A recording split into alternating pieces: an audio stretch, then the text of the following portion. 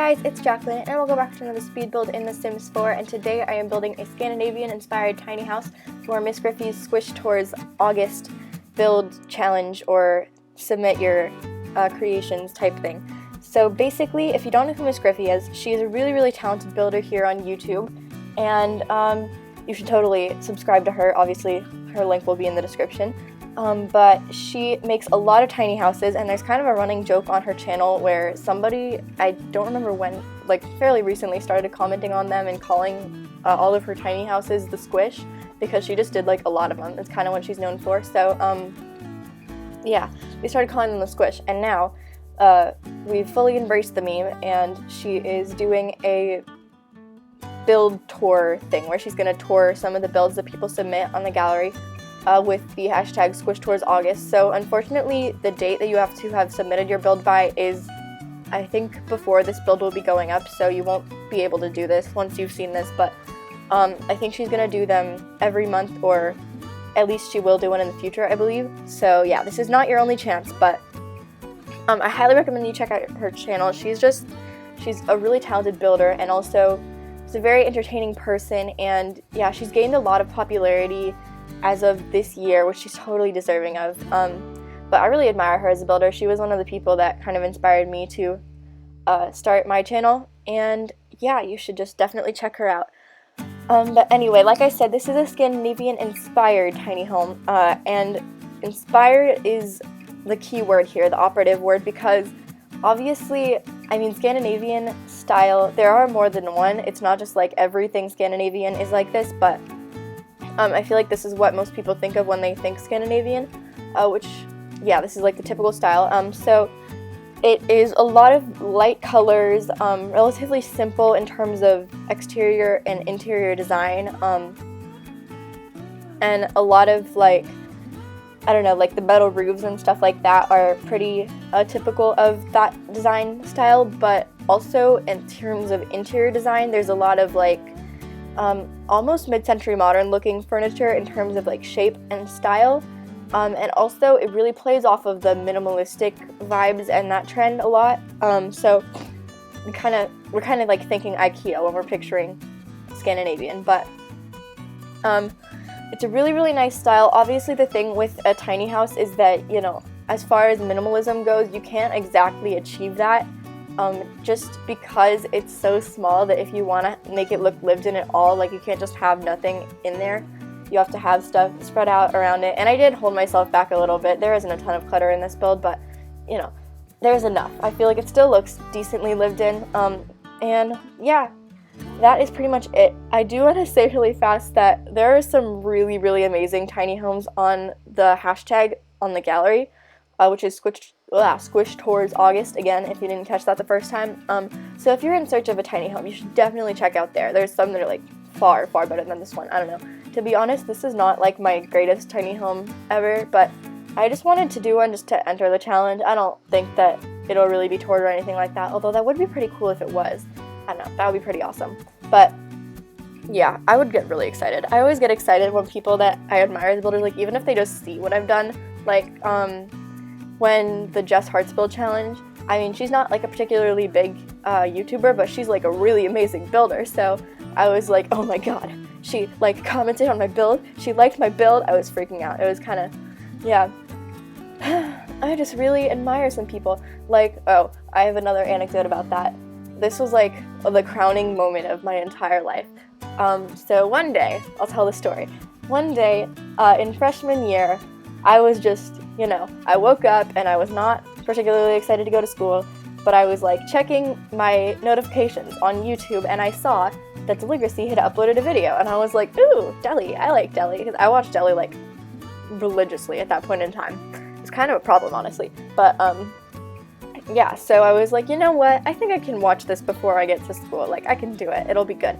And then the video was, I think it was like touring builds that my subscribers had built or something like that. I don't remember the exact title, but that was the gist of the video, and I was like, ooh, that seems pretty cool, like, people are really good at building, I want to see some builds that people have done.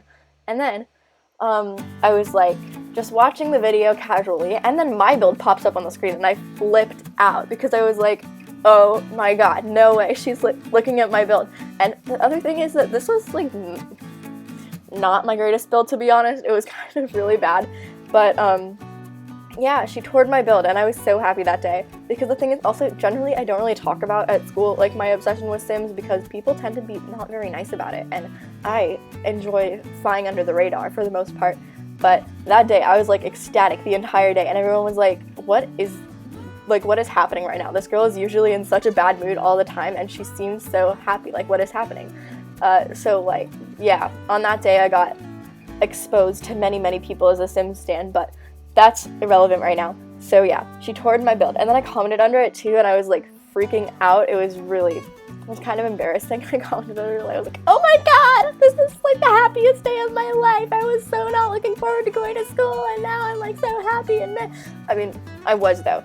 I'm still happy about that. That's still, like, thinking about that still makes me really happy. But yeah, so that was a fun anecdote.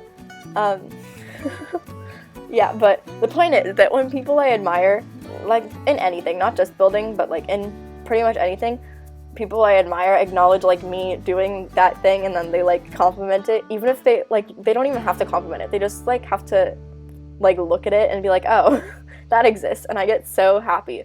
Like, actually before I was filming this voiceover, I shared a screenshot, or maybe two, of this build on my Twitter. So it was like, I just built something for Msgryphi Squish Tours August build challenge or something like that. And she liked that tweet too, and I was like, oh my god, she liked my tweet. Ugh, I really admire these people. Is that not clear?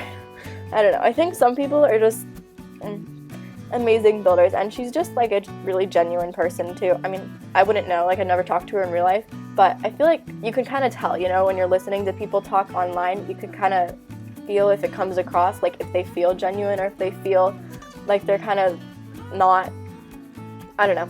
At least I feel like she's a genuine person. But anyway, yeah, you should subscribe to Msgryphi. You probably already are too. She's, like I said, she's gained like a lot of popularity this year. I have been subscribed to her since, like, I'm not actually sure. I feel like sometime towards the end of last year, maybe, I don't know. But since then I've watched like literally all of her videos, because she's a really talented builder. I'm gonna stop talking about Msgryphi now. But anyway, I talked over most of the interior there. That was kind of sad. Okay, well, yeah, basically, like I said, I played off a lot of like really light colors here. So that's with like the subway tile and stuff. Also, another thing you'll notice is that they don't do a lot with like wall textures, which is like what I said about the minimalism element of it. So a lot of the decoration relies on like not having decoration, if that makes sense. But I think that still is really nice, and that's why I kind of use like a textured white wall instead of just a plain white wall. Because I feel like if you're gonna have stuff covering the walls, it makes sense to have just like a plain white wall without any texture to it. But if it's just gonna be the wall there for the most part, then it seems better to have the texture to it, so it's not just really boring. And right here we're playtesting. I also playtested literally a ton in the bathroom, but I cut that out because I forgot to cut that out until after I sped up the footage. And I cut that out, and it was literally like 5 minutes off the time of the video after it was sped up, and I was like, I wasted a lot of my life playtesting this bathroom. But yeah, it works for you guys. I'm pretty sure this entire build works. I playtested everything as far as I know.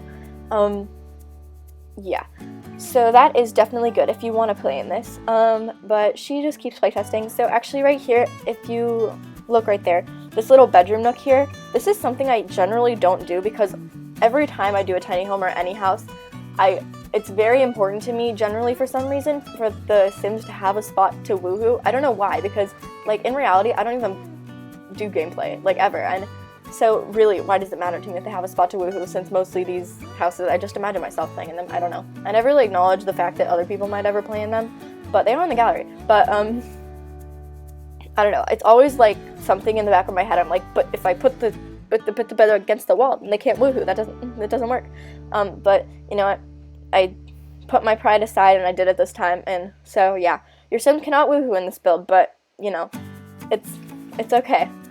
Sometimes you gotta make sacrifices so your bed can actually fit. But yeah, it was in this little nook here, and I think that's really cute because you can kind of get in there. And then I also put a little like dresser type wardrobe thing on the other side, which I think is a cute addition because I'm not sure if that's actually functional. I didn't play test it because like you can use the mirror if you want to change your Sims clothes and stuff. But I think that's a cute detail to have. Like the little, it makes it look more like a real tiny home, because in real tiny homes you'll see a lot of the time they have like built-ins and stuff, and that's also something that happens a lot in like Scandinavian design, is they've got a lot of things built in. I don't know, it goes a bit with the like minimalism, not bringing your own stuff in a lot of it aspect, which I think is very nice. So yeah, I did that, and then that is pretty much it for the inside. Then we just go on to this outside area here. So I kind of cheat all the time with tiny homes. Like basically every time I do a tiny home, I do a fair amount of living space on the outside. There's actually not a ton in this one, just a barbecue and a little table, and then also the easel. But I feel like that's what makes it bearable, because if you're going to live in a tiny home, you won't have a ton of space. Obviously inside the house, you kind of need some space outside just to live. Yeah, but I didn't put a pool or anything to OTT like that. I was kind of considering putting a pool actually, but then I didn't, because also the types of Sims that I feel like should live here would be like really creative Sims, and part of that I think was just because the lot that I'm playing on right now has, I'm not sure how to say their names, Ulrich and I don't know how to say their names, I'm so sorry, I'm so sorry, but those Sims, both of them are creative, so I was kind of had that in my mind from the beginning, and then I always think of creative Sims when I think of people living in the countryside of Wittenberg. That, or like just the really typical, I don't know, like families, if you know what I mean, like I don't know how to describe them, but there's very distinct types of Sims that would live in different areas, in my mind at least. So yeah, I was thinking I do put the digital sketch pad and then also the camera inside, and then obviously there's an easel outside, so they could really be into any aspect of creativity, I suppose, except for music, because there's just not any room for that inside, unfortunately. But I think you could find a place to put the guitar if you wanted to do that. Probably not the keyboard, but yeah, that's kind of what I was thinking. And I feel like I said, that fits with the landscape, the nature that they're in right now. But anyway, I also always associate people that are like creative with spending a lot of time outside, which is kind of why I associate them with tiny homes, because like I said, I feel like if you live in a tiny home, you probably spend a decent amount of time outside, because you can't just spend all day cooped up in your little house. So that is kind of part of the thinking that went along with this. But yep, that's pretty much what's going on here. And then I used these stones several times. They're from the Live Edit Objects cheat.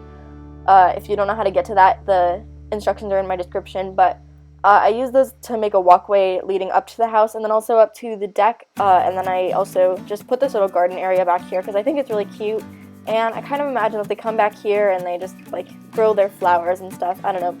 The Sim that lives here seems like a very zen or like at peace type of Sim to me, but you know, who knows. So that is pretty much that, and then I just put a little like pond there. I don't know what exactly I was thinking, because it's not like it looks like it's natural. Like if I wanted to make it look natural, I would have done something completely different, but also it doesn't really make sense for it to be there as like a normal pond. I don't know. I wasn't really thinking towards the end of this build. That's what happens sometimes. I just forget that I'm even building and I just do random stuff and I don't put thought into it, and then I look at it later when I'm trying to like voice it over or whatever, and I'm like, what was I doing, you know? So yeah, that's pretty much that. But anyway, we're coming to the end of the build here, so if you like this build, you can leave a like and comment on this video to let me know, and also subscribe to see more videos from my channel, and click the bell for notifications so that you get notified when I upload a video. And then if you want to play in this build, it will be on the Sims 4 gallery, like I said, under the hashtag SquishToursAugust, and my origin ID is in the description if you'd like to find it that way. And thank you so much for watching. It means a lot, and that's it. Bye!